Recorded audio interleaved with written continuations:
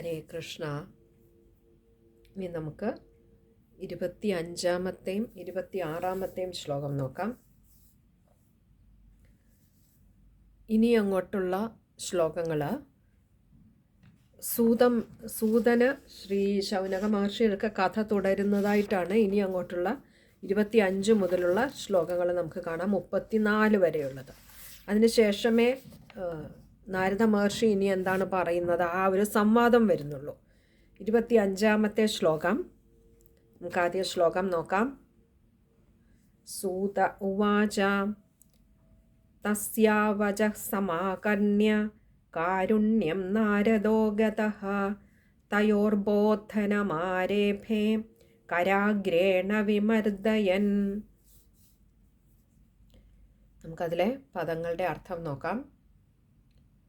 തസ്യ എന്നാൽ ആ ഭക്തിദേവിയുടെ, നമ്മൾ തൊട്ടു മുൻപുള്ള 2 ശ്ലോകം ഭക്തിദേവിയുടെ വാക്കുകളായിരുന്നു കേട്ടത്. ആ ഭക്തിദേവിയുടെ വചഃ എന്നാൽ വാക്കുകളെ സമാകർണ്യ കേട്ടിട്ട് കാരുണ്യം നാരദോഗതഃ, കാരുണ്യവാനായ കരുണാമയനായിട്ടുള്ള നാരദ എന്നാൽ ശ്രീനാരദ മഹർഷി ഗതഃ പ്രാപിച്ചു. തയോർ ബോധനമാരേഭേ, തയോഹോ ബോധനം ആരേഭേ, ഇങ്ങനെ 3 വാക്കുകൾ ചേരുന്നതാണ് തയോർബോധനമാരേഭേ. തയോഹോ എന്ന് പറഞ്ഞാൽ അവരെ 2 പേരെയും, അതായത് ഭക്തിദേവിയുടെ മക്കളായിട്ടുള്ള ആ ജ്ഞാനവൈരാഗ്യങ്ങൾ, ഇപ്പോൾ ആ ഒരു വാർദ്ധക്യം ബാധിച്ചു കിടക്കുന്ന അല്ലെങ്കിൽ ബോധക്ഷയത്തിൻ്റെ അവസ്ഥയിലൂടെ കടന്നു പോകുന്ന ആ 2 പുത്രന്മാരെ ബോധനം എന്നാൽ അവരുടെ ആ ഒരു ബോധത്തെ ഉണർത്തുവാനായിക്കൊണ്ട് ആരേഭേ എന്നാൽ ആരംഭിച്ചു. എങ്ങനെ? കരാഗ്രേണ വിമർദയൻ, കരാഗ്രേണ തൻ്റെ കൈകളുടെ അഗ്രഭാഗം കൊണ്ട്, വിമർദയൻ ഇവിടെ കൈകളുടെ അഗ്രഭാഗം കൊണ്ട് മർദ്ദിക്കുക എന്ന് പറഞ്ഞാൽ ഇങ്ങനെ തലോടിക്കൊണ്ട് അവരെ ഇങ്ങനെ ഉണർത്താനായിട്ട് ശ്രമിച്ചു. ഇവിടെ ഭക്തിദേവിയുടെ വാക്കുകൾ കേട്ടപ്പോൾ നാരദ മഹർഷി, പൊതുവേ കരുണാമയനായിട്ടുള്ള നാരദ മഹർഷിയിൽ വീണ്ടും ആ ഒരു കാരുണ്യം ഒന്നുകൂടി വർദ്ധിച്ചു അവരോട്, ആ പുത്രന്മാരോട്. അങ്ങനെ ആ പുത്രന്മാരെ, ഭക്തിദേവിയുടെ പുത്രന്മാരെ 2 പേരെയും തൻ്റെ കൈകൾ കൊണ്ടൊന്ന് തലോടിക്കൊണ്ട്, നമ്മൾ കൊച്ചുകുട്ടികളെ ഉണർത്തുന്ന പോലെ ഇങ്ങനെ ഒന്ന് തട്ടിക്കൊണ്ട് ഉണർത്താനായിട്ട് ശ്രമിച്ചു. അവരുടെ ആ ബോധക്ഷയത്തിൽ നിന്നും അവരെ ഉണർത്തുവാനായിട്ട് ശ്രമിച്ചു. നമ്മളൊക്കെ തുടക്കം അങ്ങനെയാണല്ലേ, ഏതെങ്കിലും ഒന്നിനെ ഉണർത്താനായിട്ടൊന്ന് കൈകൊണ്ട് തട്ടി വിളിച്ച് ഉണർത്താൻ ശ്രമിക്കുന്നത് പോലെ തന്നെ ഇവിടെ പോരായെങ്കിൽ മക്കളാണ്, ഭക്തിദേവിയുടെ മക്കളാണ്. അപ്പോൾ ചെറിയ കുട്ടികളെയൊക്കെ ഉണർത്തുന്നത് പോലെ നാരദ മഹർഷി അങ്ങനെ ഉണർത്താൻ ശ്രമിച്ചു. നമുക്ക് ആ ശ്ലോകം ഒന്നുകൂടി നോക്കാം. തസ്യാവചഃ സമാകർണ്യ കാരുണ്യം നാരദോ ഗതഃ തയോർബോധനമാരേഭേ കരാഗ്രേണ വിമർദയൻ. ആ ശ്ലോകം വായിക്കുമ്പോൾ ശ്രദ്ധിക്കേണ്ട കാര്യങ്ങൾ, നമ്മൾ ആദ്യത്തെ പാദത്തിൽ തന്നെ വചഃ ഗതഃ 2 വിസർഗമുണ്ട്. പകുതി ഹകാരത്തിൽ വായിക്കാൻ ശ്രമിക്കുക. 2ാമത്തെ പാദത്തിലേക്ക് വരുമ്പോൾ തയോർബോധനമാരേഭേ, അവിടെ ബാ കൂട്ടക്ഷരമാണ്, കട്ടിയിൽ തന്നെ വായിക്കാൻ ശ്രമിക്കുക. ഇനി നമുക്ക് 26-ാമത്തെ ശ്ലോകം നോക്കാം. മുഖം സംയോജ്യ കർണാന്തേ ശബ്ദമുച്ചൈ സമുച്ചരൻ ജ്ഞാനപ്രബുദ്ധ്യതാം ശീഘ്രം തേ വൈരാഗ്യപ്രബുദ്ധ്യതാം. അപ്പോൾ ഇനി അടുത്ത പറയുന്നത്,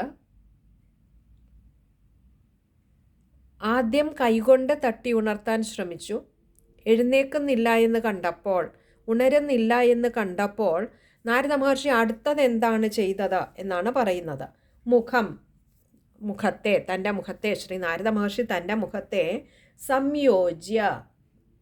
യോജിപ്പിച്ചുകൊണ്ട് അഥവാ ചേർത്തു വെച്ചുകൊണ്ട് ഈ ജ്ഞാനവൈരാഗ്യങ്ങളുടെ മുഖത്തിൻ്റെ അടുത്തേക്ക് ചേർത്തു വെച്ചുകൊണ്ട് കർണാന്തേ കർണങ്ങളുടെ സമീപത്തിൽ, അതായത് ചെവിയുടെ അടുത്ത് വന്നിട്ട് ഇങ്ങനെ ശബ്ദമുച്ചൈ സമുച്ചരൻ, ശബ്ദമുച്ചൈ ഉച്ചത്തിൽ, ശബ്ദം വളരെ ഉയർത്തിക്കൊണ്ട്, സമുച്ചരൻ എന്ന് പറഞ്ഞാൽ ഉച്ചരിച്ചുകൊണ്ട്, എന്താ, ജ്ഞാനപ്രബുദ്ധ്യതാം ശീഘ്രം രേ വൈരാഗ്യപ്രബുദ്ധ്യതാം, ജ്ഞാനപ്രബുദ്ധ്യതാം, ജ്ഞാന അല്ലയോ ജ്ഞാനമേ, മകനെ ജ്ഞാനമേ, പ്രബുദ്ധ്യതാം എഴുന്നേറ്റാലും, ശീഘ്രം വേഗം പെട്ടെന്ന് എഴുന്നേറ്റാലും എന്നിങ്ങനെ ചെവിയോട് ഇങ്ങനെ തൻ്റെ മുഖം ചേർത്ത് വെച്ചുകൊണ്ട് വളരെ ഉച്ചത്തിൽ തന്നെ പറഞ്ഞു. അപ്പോൾ തലോടി വിളിച്ചിട്ട് എഴുന്നേൽക്കുന്നില്ല എന്ന് കണ്ടപ്പോൾ ചെവിയുടെ അടുത്ത് മുഖം ചേർത്ത് വെച്ചുകൊണ്ട് ഉച്ചത്തിൽ തന്നെ ഇങ്ങനെ വിളിച്ചു പറഞ്ഞു, അല്ലയോ ജ്ഞാനമേ, മകനെ എഴുന്നേറ്റാലും എന്നിങ്ങനെ ഉച്ചത്തിൽ പറഞ്ഞു. കഴിഞ്ഞില്ല. രേ വൈരാഗ്യപ്രബുദ്ധ്യതാം.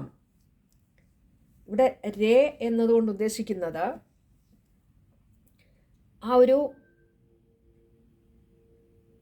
സംബോധന എന്നുള്ള രീതിയിലാണ്. അല്ലയോ വൈരാഗ്യമേ, ഹേ വൈരാഗ്യമേ എന്നുള്ള രീതിയിലാണ്. ആദ്യം ജ്ഞാനത്തെ, ഒരു പുത്രനെ വിളിച്ചു, ജ്ഞാനമേ എഴുന്നേറ്റാലും എന്ന് പറഞ്ഞു. അതിനുശേഷം അല്ലയോ വൈരാഗ്യമേ എഴുന്നേറ്റാലും അടുത്ത പുത്രനെ വിളിക്കുകയാണ്. രേ വൈരാഗ്യ പ്രബുദ്ധ്യതാം, പ്രബുദ്ധ്യതാം എഴുന്നേറ്റാലും.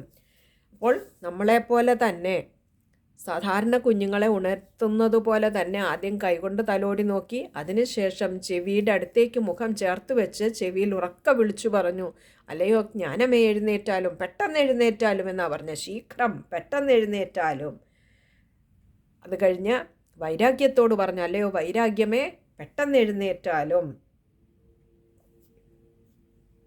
ഇവിടെ തൻ്റെ വാക്കുകൾ കേട്ടപ്പോൾ ഭക്തിദേവി ഉണർന്നുവെങ്കിൽ ഇവിടെ എപ്പോൾ ഒരു വിശ്വാസം ശ്രീ നാരദ മഹർഷിക്കൊന്ന് തോന്നി, ഒരു പ്രത്യാശ തോന്നി. തൻ്റെ വാക്കുകൾ കേൾക്കുമ്പോൾ ജ്ഞാനവും വൈരാഗ്യവും ഭക്തിദേവിയെപ്പോലെ തന്നെ ഉണർന്നെഴുന്നേറ്റ് വരും എന്നൊരു വിശ്വാസം തോന്നി.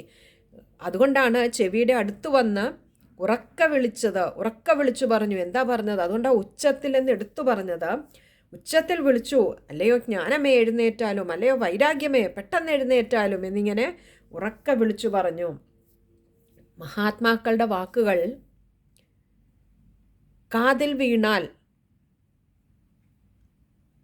ആ ഒരു ബോധക്ഷയത്തിൽ നിന്നും ഉയർത്തെഴുന്നേൽക്കുക എന്നത് എളുപ്പമുള്ള കാര്യമായിട്ട് മാറും.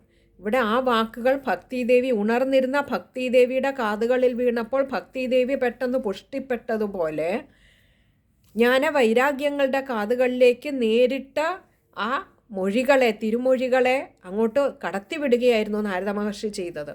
നമുക്കുമൊക്കെ അങ്ങനെയാണല്ലേ, ചില മഹാത്മാക്കളുടെ ചിലപ്പോൾ ഒരു വാക്കുമതിയാകും നമ്മളെയൊക്കെ ഒന്ന് ഉയർത്തിവിടാൻ, ഉണർത്തിവിടാൻ. പലപ്പോഴും നമ്മൾ അജ്ഞാനത്തിൻ്റെ പിടിയിലാണെങ്കിൽ പോലും മഹത്തുക്കളുടെ ഒരു വാക്ക്, ഒരു സ്പാർക്ക് പോലെ എവിടെയോ നമ്മുടെ ഉള്ളിൽ അതങ്ങനെ കയറിപ്പിടിക്കും. അങ്ങനെ വന്നു കഴിഞ്ഞാൽ, ഉള്ളിൽ വീണ് കഴിഞ്ഞാൽ പിന്നെ ജ്ഞാനാഗ്നി ജ്വലിക്കാൻ അധിക സമയമൊന്നും വേണ്ട. നമ്മൾ ഈ അജ്ഞാനത്തിൻ്റെ പിടിയിൽ നിന്നും വളരെ പെട്ടെന്ന് തന്നെ കരകയറാൻ ആ ഒരൊറ്റ വാക്ക് മതിയാകും. ചിലപ്പോൾ തളർന്നിരിക്കുമ്പോൾ, സങ്കടങ്ങൾ നമ്മളെ തളർത്തുമ്പോൾ ചിലരുടെ വാക്കുകൾ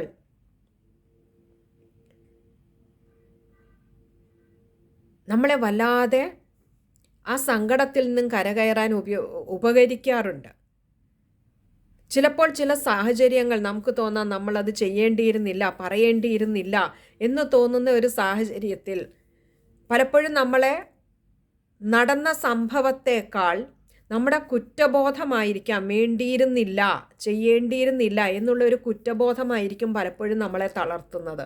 സംഭവത്തിൻ്റെ തീവ്രതയേക്കാൾ നമ്മുടെ മനസാക്ഷിക്കുത്ത് നമ്മളെ തളർത്തുന്ന സാഹചര്യത്തിൽ നല്ലൊരു സുഹൃത്ത് വന്ന് പറയുകയാണ്, നടന്നതൊക്കെ ഈശ്വര നിശ്ചയമാണ്, അത് നീ വേണ്ടാന്ന് വെച്ചാലും നിനക്ക് തടയാനാവില്ല, ഇതൊക്കെ ഇങ്ങനെ നടക്കണമെന്നുള്ളത് ഈശ്വര നിശ്ചയമായിരുന്നു എന്ന് പറയുമ്പോൾ നമ്മളറിയാതെ ഭഗവാനെ ഇതും അവിടുത്തെ സങ്കല്പമായിരുന്നോ എന്ന് ഉള്ളിൽ ചിന്തിച്ചുകൊണ്ട് നമ്മൾ പതിയെ ആ കുറ്റബോധത്തിൽ നിന്നും കരകയറും അല്ലേ.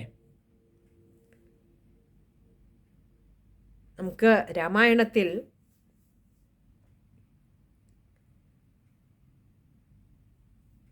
രാവണൻ വന്ന് മാരീചനോട് മാനായി ചെന്ന് സീതയെ എന്ന് ആജ്ഞാപിക്കുമ്പോൾ മാരീചൻ ഉപദേശം കൊടുക്കുന്നുണ്ട്.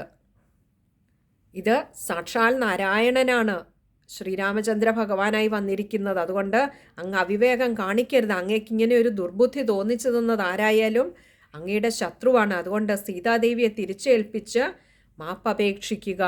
കരുണാമയനായ ഭഗവാൻ തന്നെ അഭയം പ്രാപിക്കുന്നവരെ കൈവിടില്ല എന്ന് പറയുമ്പോൾ നമ്മളൊക്കെ ദുഷ്ടനാണ്, മോശക്കാരനാണ്, ദുർസ്വഭാവിയാണ് അങ്ങനെയൊക്കെ പറയുന്ന രാവണൻ്റെ വായിൽ നിന്നും അപ്പോൾ വളരെ മഹത്തായ വചനങ്ങൾ വരുന്നുണ്ട്. അല്ലയോ മാരീച, ഇത് സാക്ഷാൽ നാരായണനാണെങ്കിൽ ആ രാമൻ്റെ കൈകൊണ്ടാണ് എനിക്ക് അന്ത്യം വിധിച്ചിരിക്കുന്നതെങ്കിൽ, ഈ നടന്നതൊക്കെ അവിടുത്തെ സങ്കല്പമാണെങ്കിൽ, ഇങ്ങനെയൊക്കെ നടക്കണമെന്ന് ശ്രീരാമചന്ദ്ര ഭഗവാൻ മുന്നേ നിശ്ചയിച്ചിരുന്നതാണെങ്കിൽ, ഇതിലൂടെ എൻ്റെ ഈ ജന്മത്തിൻ്റെ അന്ത്യമാണ് വിധിച്ചിരിക്കുന്നതെങ്കിൽ അത് തടയാൻ നീ ആരാണ് മാരീച എന്ന് ചോദിക്കുന്നുണ്ട്. ആ രാവണനു പോലും ബോധ്യമുണ്ട് നടന്നതുമൊക്കെ ഭഗവാനെ അവിടുത്തെ നിശ്ചയമാണ് എന്ന്. അപ്പോൾ ഇങ്ങനെ ചിലരുടെ ചില വാക്കുകൾ നമ്മളെ കുറ്റബോധത്തിൽ നിന്നുണർത്താൻ, അജ്ഞാനത്തിൽ നിന്നുണർത്താൻ, ദുഃഖത്തിൽ നിന്നുണർത്താൻ ഉപകരിക്കാറുണ്ട്.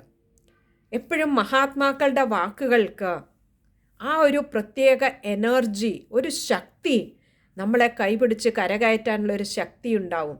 ഇവിടെയും നാരദ മഹർഷി അതുകൊണ്ടാണ് ചെവിയുടെ അടുത്ത് വന്ന് തൻ്റെ വാക്കുകൾ ഇനിയും കാതുകളിലൂടെ ഉള്ളിൽ പതിയട്ടെ എന്ന് കരുതി മുഖം കൊണ്ടുവന്ന ആ ജ്ഞാനവൈരാഗ്യങ്ങളുടെ കാതുകളോട് ചേർത്ത് വെച്ച് ഉറക്ക വിളിച്ചത്, അല്ലയോ ജ്ഞാനമേ, അല്ലയോ വൈരാഗ്യമേ, ഉറക്കം വിട്ട് പെട്ടെന്ന് എഴുന്നേറ്റാലും എന്ന് വിളിച്ചു പറഞ്ഞത്.